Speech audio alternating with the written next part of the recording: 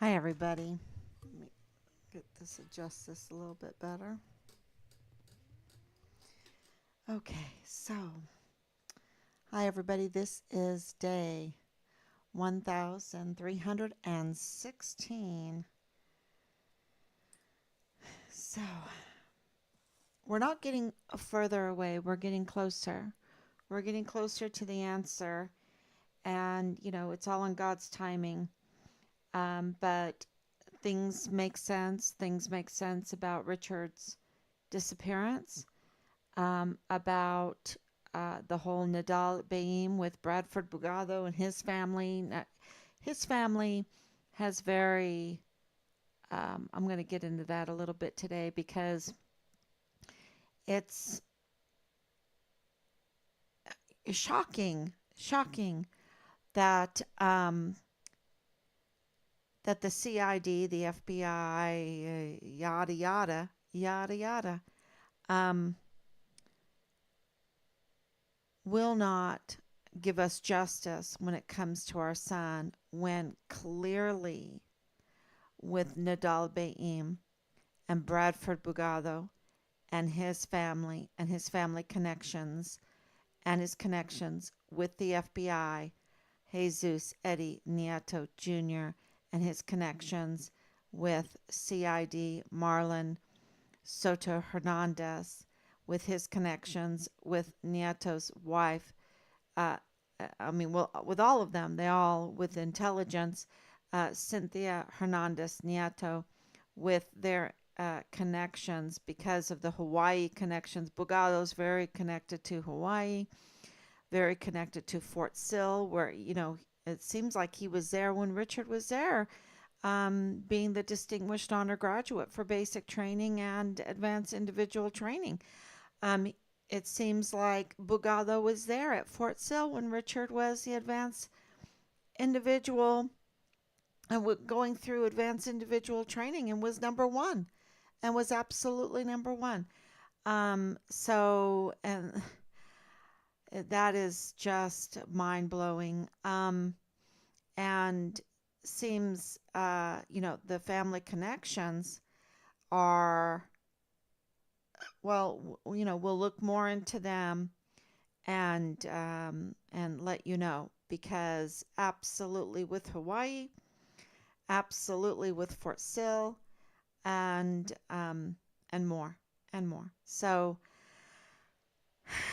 and it is that Washington D.C., that Quantico, that Agent Howell, right?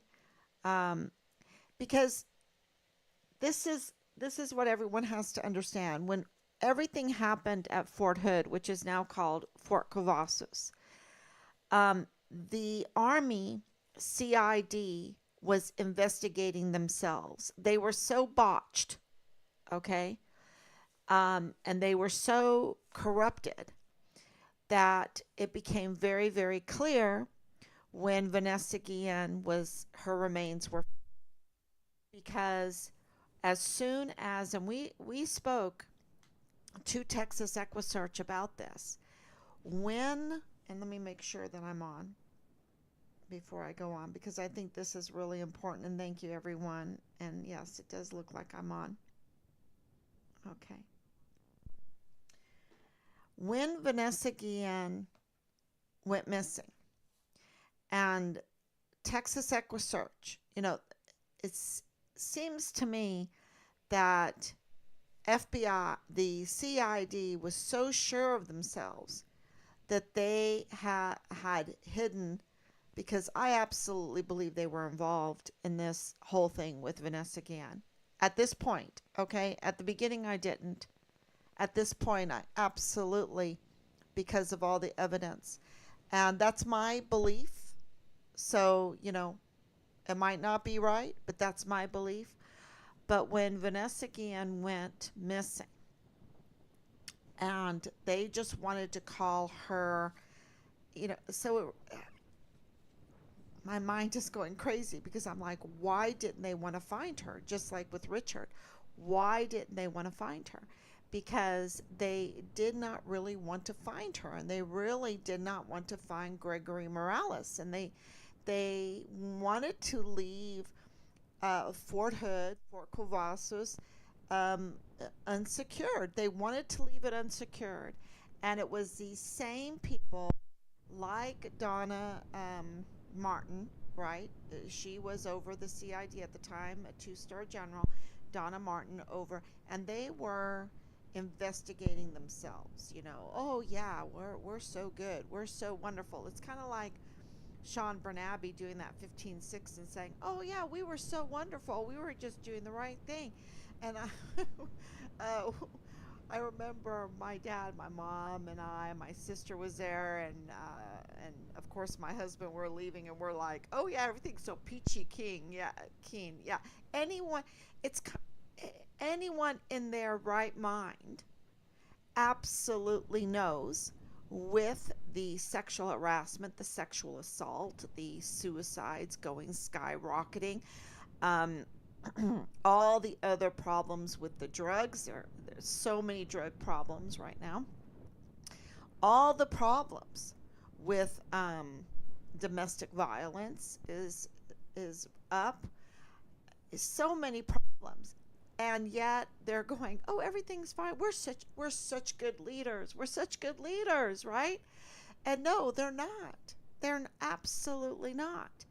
And so that was what was going on at that time. And people, when they saw it for their with their own eyes in a group, because Lulac was out there fighting for Vanessa Guillen, right? Out there with the family, the Hispanic community got together and got on the streets, and they helped. And people saw it for themselves that Texas EquiSearch, right, was called in, and they were amazing, absolutely amazing. And we spoke with them. My husband spoke with them, and we heard the whole story, where they found the Pelican case. Okay, they found the Pelican case. When they found, that is the trunk that the murderers had put Vanessa's remains in. Okay, and they called off. They halted the search. They halted the search when Texas EquiSearch found the. Okay, the Pelican case was part. You know, they tried to melt it. They tried to burn it, but they didn't do a good job. And so they found that burnt up, melted Pelican case. And what did CID do? Not call in reinforcements. They didn't call in reinforcements. What did they do? They called off the search. And Texas EquiSearch told us that they were just crying, really, literally. They were so, because they knew they were so close to finding her. And they were on a bridge looking right over to where her remains were then later found. And they were just praying. They were praying, from that bridge, when they left. And then what happened? These wild animals were digging around her grave, and line workers noticed that and called that in, and that's how her remains were found. And from what I've been told and what I know, and so this was an accident that she was found. It wasn't that they had called in reinforcements and really scanned that area, shoulder to shoulder, where they had found the Pelican case, because then they would have found her remains much sooner. Much sooner.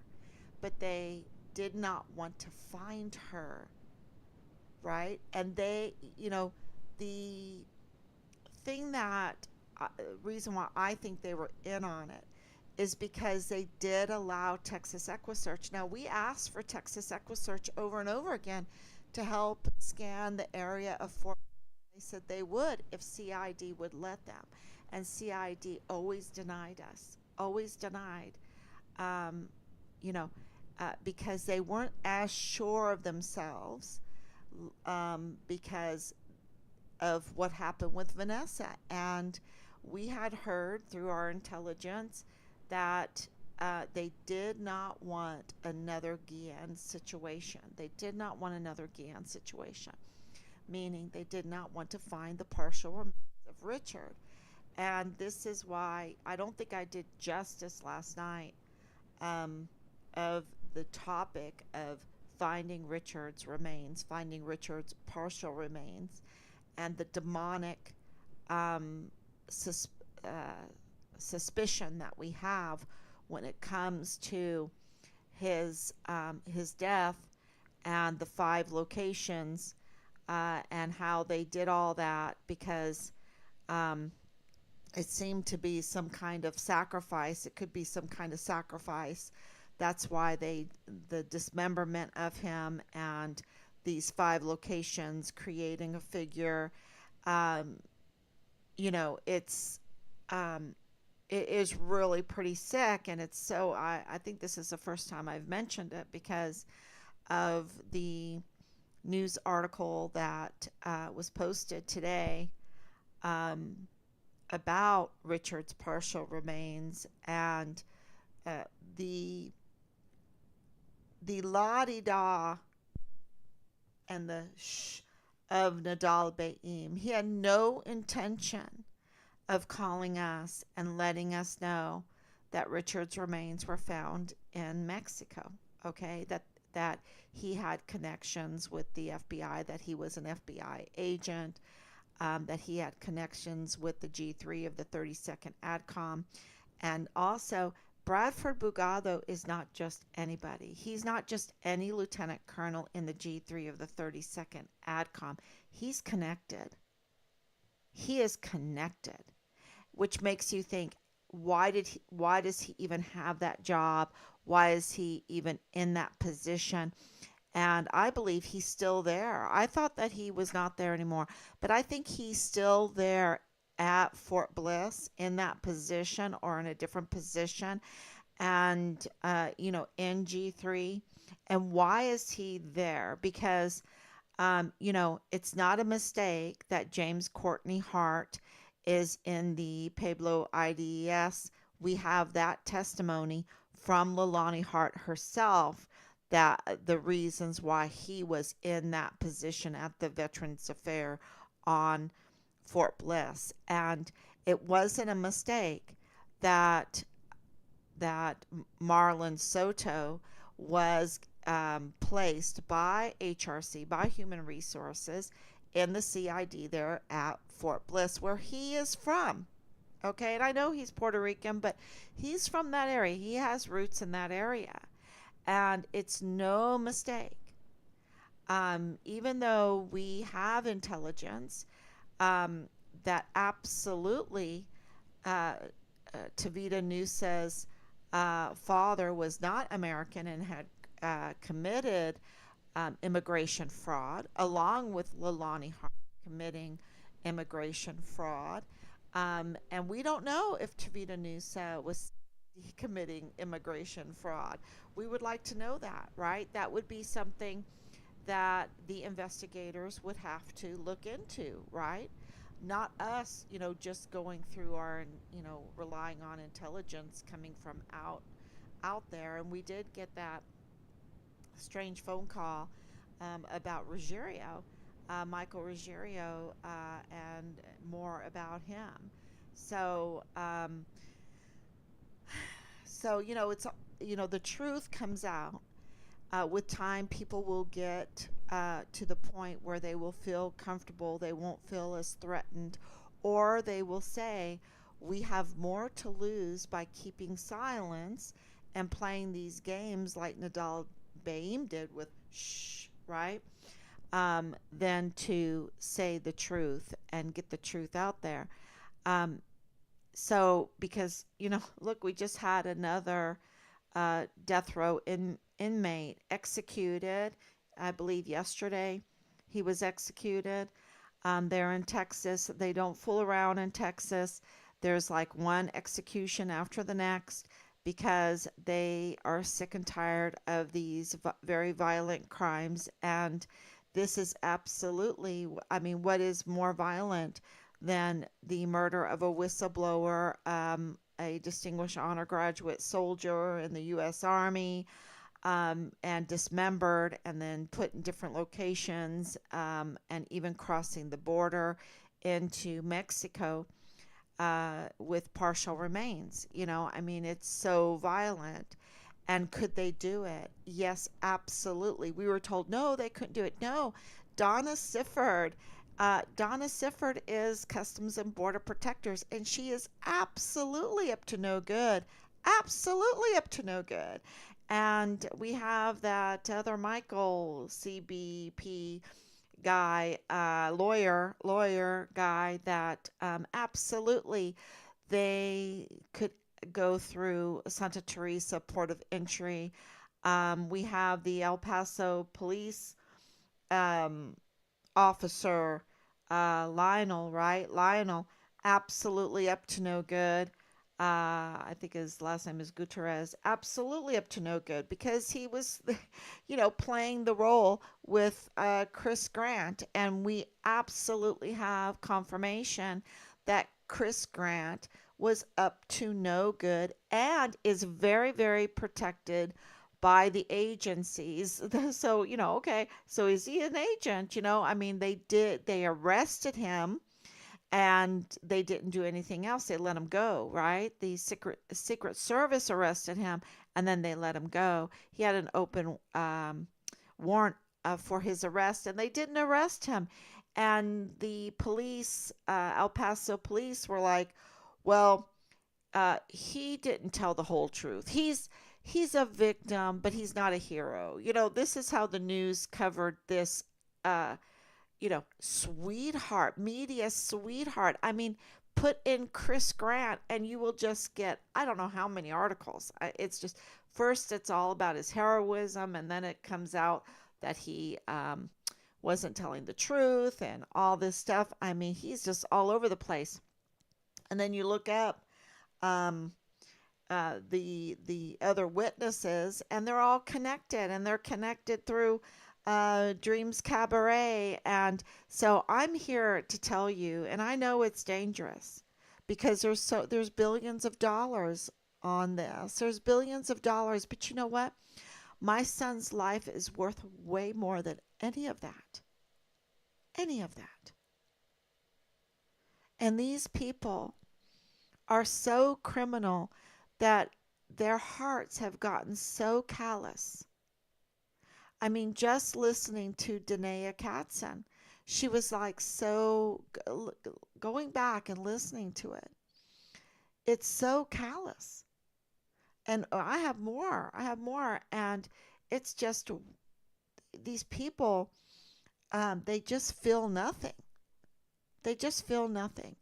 And that's that's we can't let that happen to human beings because it just gets worse and worse and worse and worse.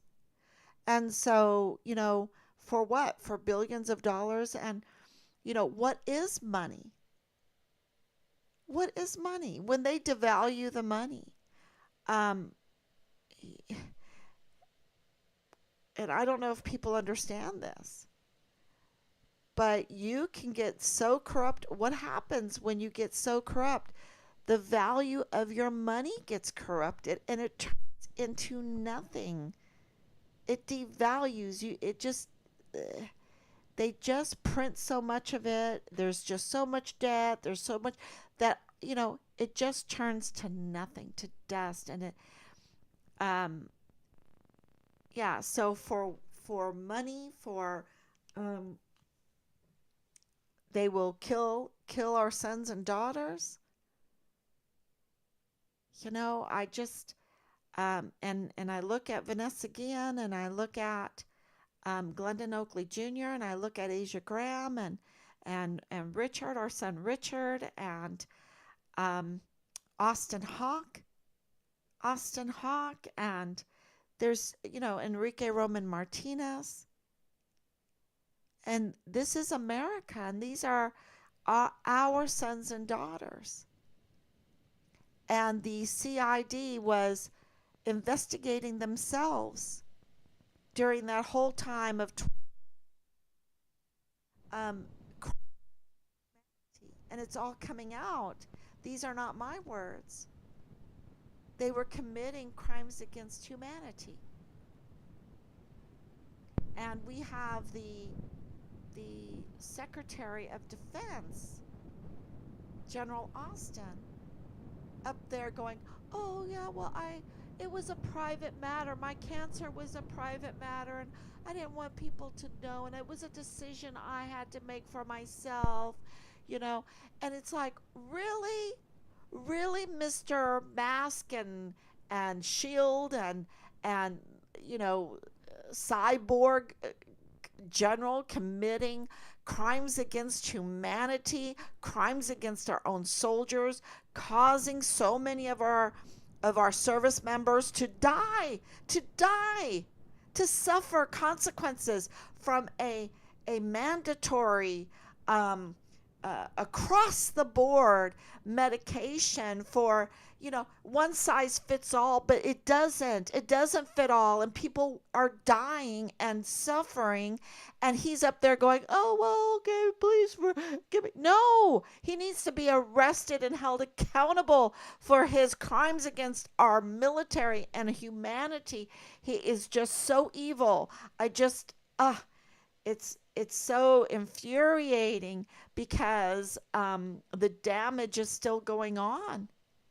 And think about those that lost their careers. They were like at 17, 18 years, some of them 19 years, and they were thrown out because they're like, that's not necessary. And I have, there's something called HIPAA, and there's something called freedom.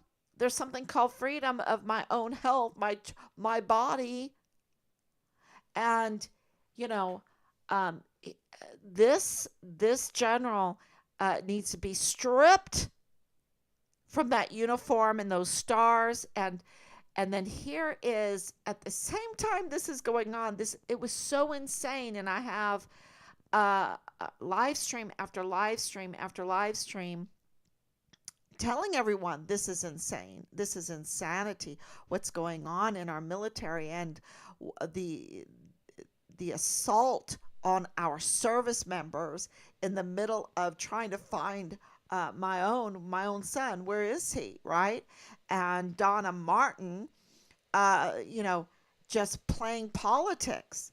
Okay, how do I know she was playing politics?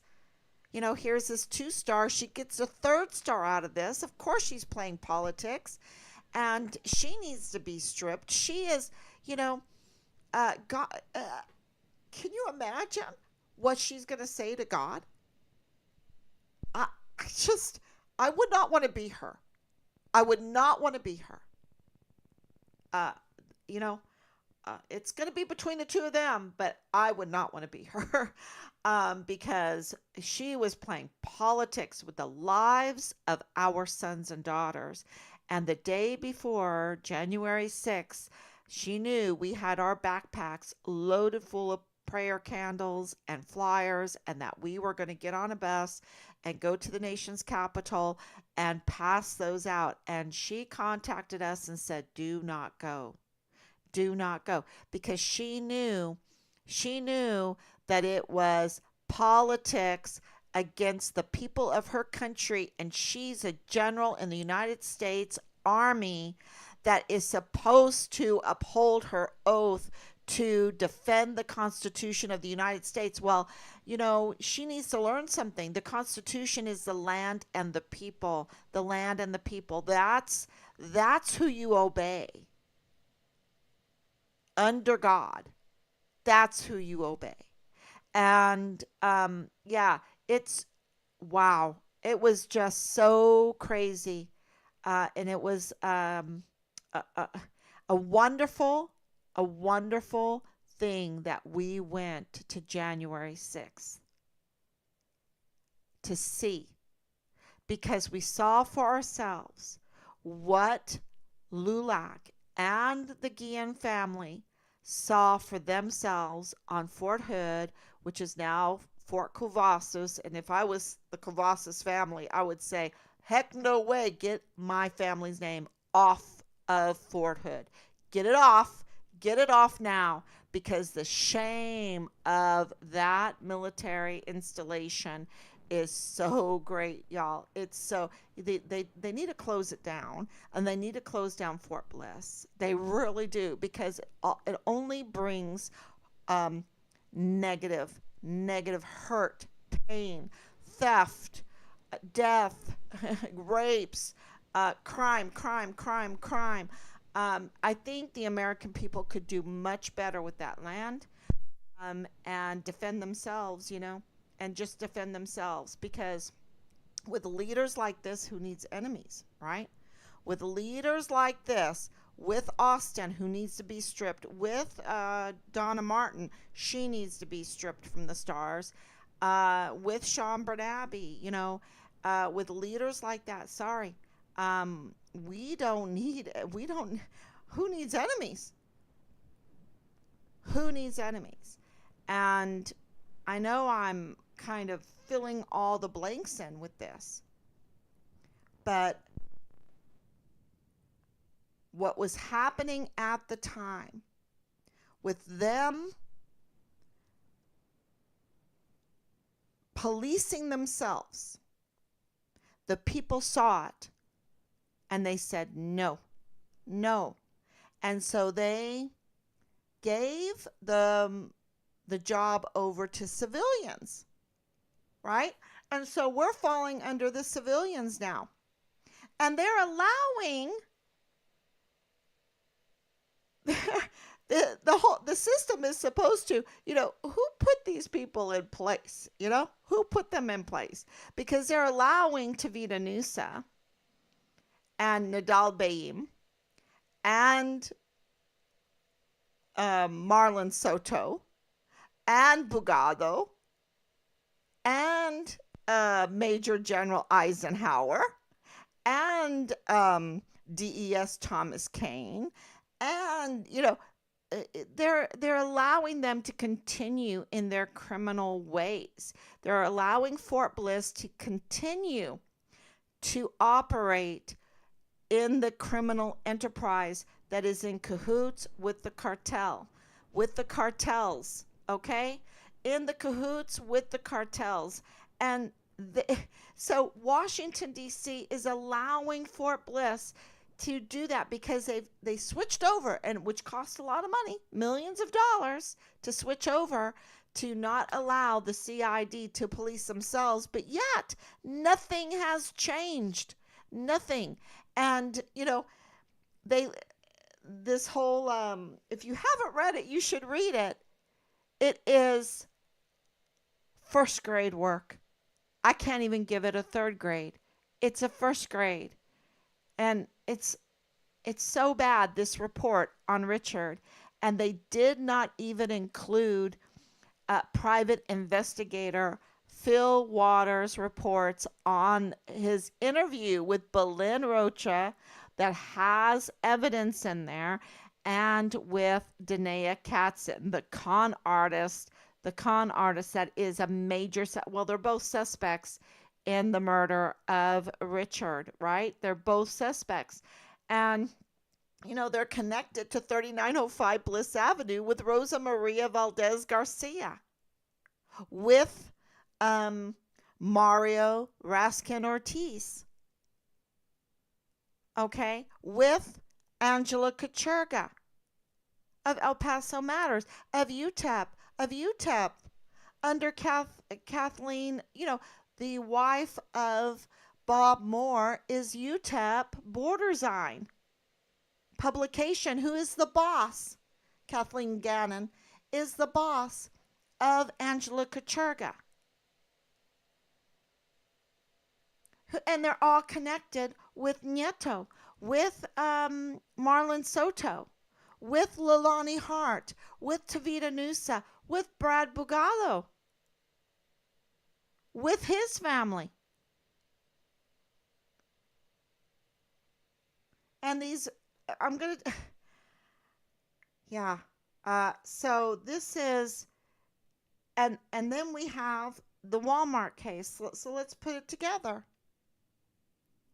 And then we have the Walmart case because of what we believe through our timeline is the audits that were caused by, partially, it could be other people too, but Richard was a whistleblower and he was absolutely blowing the whistle on major things, on major criminal activities that were happening on Fort Bliss. And don't forget, in 2021 and 2022, okay, after this whole thing with Vanessa Guillen with sexual assault, 85,000 missing children. And what has been done? And so here they make this big deal. They talk about, oh, how terrible it is for sexual harassment. And yet we have 85,000 missing, unaccounted for children on Fort Bliss. I think that is really important. Please share that. You might have to cut this live stream into different parts and share just a portion because it's so important to understand the level of criminality here. Because we have even Judge Madrano. Judge Madrano, let's talk about Judge Madrano, um, which is huge. And I'm going to pull up the articles that just came out. And we're reading Team Find Richard Halliday. We're reading these articles. They're like, Mom, look at this. Look at this, right? Look at this. Can you believe it? Here it is in KTEP. Let me see if I can, and it's the one in AOL. The one in AOL is also really telling. And here's Madrano. Here's his words. Madrano intervened as District Attorney Bill Hicks, and we know Bill Hicks is probably not even District Attorney because, look, he did not sign his statement of officer before he took his oath of office as District Attorney. Okay, and then there are allegations that need to be looked at, that need to be investigated for very good reason that a reporter put out there that was also mind-blowing, that Bill Hicks most likely, probably, it looks like it, seemingly tampered with the timestamps on his officer of the statement of officer, which is the anti-bribery statement that you need to sign before you do the oath of office, to let everyone know that it wasn't through a bribe that you became district attorney. That's what that's for. That's Texas Constitution. And that didn't happen. And so here he is messing with the timestamps, but the timestamps, right? Um, you know, go back not to before he took the oath of office, but to the 11th of January. So not to the end of December when he took the oath of office, but into January, 2 weeks later. Why? Why did that happen? And we looked into that and it was like, is there some kind of law that if the Texas Senate is not in session or whatever? So we're looking into that because there's something very weird there. But even if that's all okay, right? That's still 2 weeks after he took the oath. Now that's not okay. That's not okay. So with that in mind, think about what Judge Madrano is doing and saying here. Because not only does District Attorney uh, not Bill Hicks have a problem with his oath of office, but he also has a problem that he should recuse himself from the Walmart case because until he took his oath of office, he was representing Purchase Funeral Homes, which is a witness in the Walmart mass shooting case. That is a conflict of interest. He needs to recuse himself. But no, he's in there. He's making a mess of it. He's making more of a mess of it. And the victims' families are sick and tired of it. And they want justice like we want justice for Richard. They also want justice for their families. And Madrano is, presiding over this. And what is he saying? Okay, we're done. Okay, they're talking. Um, I need to make an address to the community, to El Paso, from this chair, from my judge chair, from my official place. I need to do it through the media. I need to talk to the community. And this is what I have to say. No one has ever heard me ever talk from my bench on matters like this or on any other matters, right? It's important. This community needs to understand that both sides have outstanding lawyers that are zealous from their point of view. But I think it's important for this court to remind this community that this did happen almost 4.5 years ago. Wow. No, yeah, that's not all he said. I have to say more. Crucius was not present. He was not present. They're talking about getting the death penalty for him, and yet where is he? If someone is talking about giving me the death penalty, I think I need to be in the room. I think I need to be there. I have the right to defend myself. I have the right to be seen. And yet he was not there. And Judge Madrano pointed out that his court has only been truly in charge of the case for less than 6 months. That's not right. He's misinforming. So he is addressing the community and he's misinforming them. And that's weird.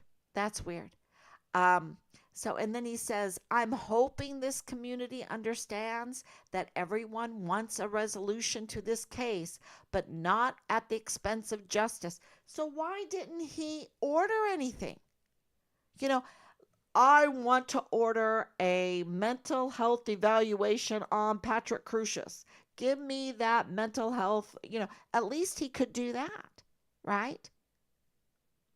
At least he could put out a schedule. But he doesn't even do that. So he's misleading the community and us. And why do we care? Because this case is Richard's case. This case is the same people that is involved in Richard's case. So whatever happens in this Walmart trial and the whole proceedings of it is our son's case. That's how we see it. So the previous administration, then he goes on, we couldn't do some of the things that needed to be done. That is not true because John Briggs was there all the time. Jaime Esparza was there for almost 2 years before. And it's, I don't know. That needs to all be investigated. That is weird. And then what's really weird is that I thought there was a gag order. Wasn't there a gag order? There's a gag order on the case. There is a gag order, and then there's sealed documents, and this is the intelligence that we're getting, that Richard's case is all sealed. That has a judge that sealed it.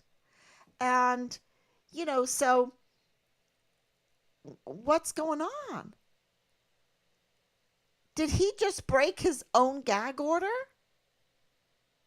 So no one else can comment, but you know, uh, it's such a mess, and um, yeah, that needs to be looked into. Hopefully, it will be investigated. Hopefully, it will be pointed out, and we'll get somewhere on this. So, uh, and that is why there's people. People might ask, how in the world can Richard be dismembered and buried in different locations and found in Mexico, and the family does not have his remains? Well, because the Department of Justice is working not for the public. And as you see it in Vanessa Guillen's case, as you see it in the Walmart mass shooting case against these victims, that the whole mass shooting, of course, is a deception. What happened in real life and what the narrative that was put out there over and over and over again, so many different media outlets, um, is shocking. It's so shocking because, and they'll even backpedal, but they won't tell you what really happened. They'll just say, oh, yeah, well, oh, Chris Crack got caught. He got caught because Patrick Crucius didn't have any soda on him, right? So he must have not thrown those soda bottles. So, oh, he got caught. He didn't tell the whole truth, but that's okay. That's okay. There's still just one lone shooter. No, nope. There's other witnesses, lots of witnesses. And yeah, so whatever happens in that case is will absolutely affect what happens in Richard's case. And, we're working very hard that people will get justice in the Walmart case. The victims will get justice in that case because with this, it looks like it with these lawyers, with this judge, it doesn't look like it's happening. And so I know there's an election coming up, and I know that that will absolutely have an effect on the case. So, um, yeah, I'm really praying that there's justice because that means that um, those families won't have to suffer, and we know about that. We know about that. So, um, please share that information. So, how do we know that Richard was murdered? How do we know that he was dismembered? How do we know that his remains were found in different locations? Well, we know that through Lieutenant Colonel Ali Payne. We know that through Lieutenant General Sean Bernabe. We know that through Nadal Baim. We know that through Jaime Corona. We know that through DES Thomas Kane. We know that through uh, Lalani Hart, right? We know that through Tavita Nusa. And these are witness statements and evidence and that need to come out in Richard's trial, right? There needs to be indictments and people need to hear the evidence, because once you see the evidence, like some reporters are paying attention now and they're writing about it. And once you see the evidence, once you put it together, there's, beyond a reasonable doubt, there's no doubt. There is no doubt that Richard was forcibly removed, was murdered, was dismembered, and was then disposed of in different locations. And this is what a civilian CID is letting happen. This is what Major General Eisenhower is letting happen. This is what Lieutenant General Sean Bernabe is letting happen. This is what the military is letting happen. This is what the Congress is letting happen. And this is what the commander in chief is letting happen. And these breaches in security, this collusion, this in cahoots with the cartels and some wealthy people that rather make money off of criminal activity than off of fruit, right? Why don't you buy a farm and grow some fruit? No, they are like, oh no, they're greedy. They want more, they want it all, and they want it off of the blood of the people, of the very people that live in this country, the sons and daughters that swear to protect this country. And that's just so evil to me. So evil.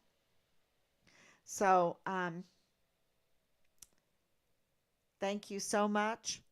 And we will be back again tomorrow, God willing. And please share this um, because you are our front line. You are our protection. You are our voice. And the more, we need the voice to drive them to do the right thing. And, as the names come out more and more, because um, absolutely Chris Grant's name was super important because he is he is not what the narrative wants you to believe. And when you look a little bit at Chris Grant, you absolutely know that the whole Walmart case is a deception. It's a deception. And it was organized. And, that Judge Madrano does not even ask for a mental health evaluation of Patrick Crusius is very concerning.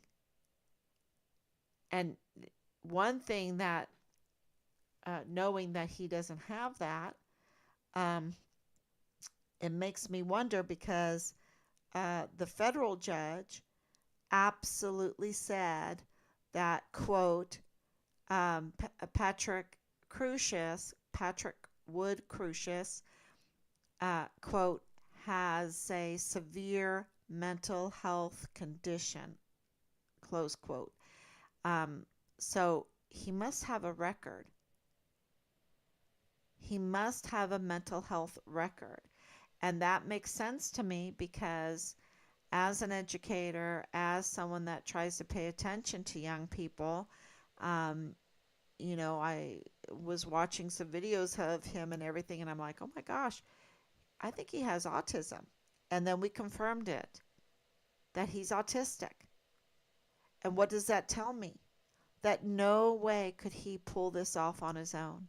No way. No way. So, thank you, everyone. And let's get justice. And instead of deception, let's live in the truth. Thank you. God bless you. And I'll be back.